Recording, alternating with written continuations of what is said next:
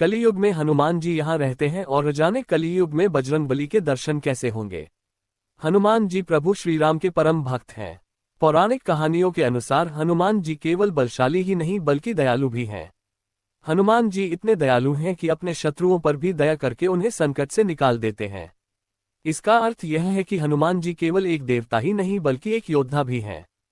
ज्ञान, बल, पराक्रम के साथ एक योद्धा में दयाभाव का होना ही उसे महान बनाता है। कई पौराणिक कहानियों में इस बात का उल्लेख भी मिलता है कि हनुमान जी कलयुग के संकटों को पार करने में हर उस मनुष्य की सहायता करते हैं जो भी हनुमान जी का स्मरण पूरी श्रद्धा के साथ करता है।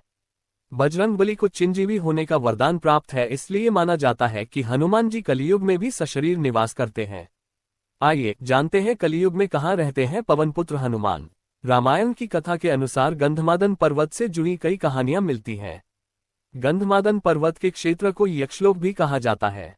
ऐसा कहा जाता है कि यहाँ एक अद्भुत सरोवर है जहाँ खिलने वाले कमलों को रोजाना हनुमान अपने आराध्य श्रीराम की पूजा में अर्पित करते हैं।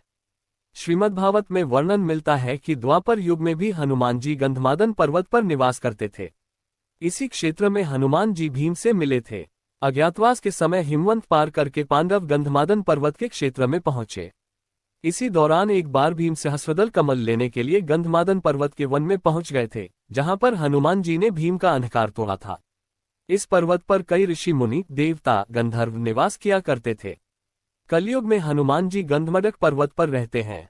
श्रीमद्भागवत कथा के अनुसार हनुमान जी त्रेता युग में भी थे और द्वापर युग में भी कई वर्षों तक इस जगह पर विचरण किया करते थे। वहीं कलियुग के आगमन के समय हनुमान जी ने गंधमादन पर्वत पर ही निवास कर लिया। गंधमादन पर्वत हिमालय के कैलाश पर्वत के उत्तर में स्थित है। प्राचीन काल में सुमेरु पर्वत की चारों दिशाओं में स्थित गजदंत पर्वतों में से एक पर्वत को गंधमादन पर्वत कहा जाता था। यहाँ पर महर्षि कश्यप ने तपस्या की थी।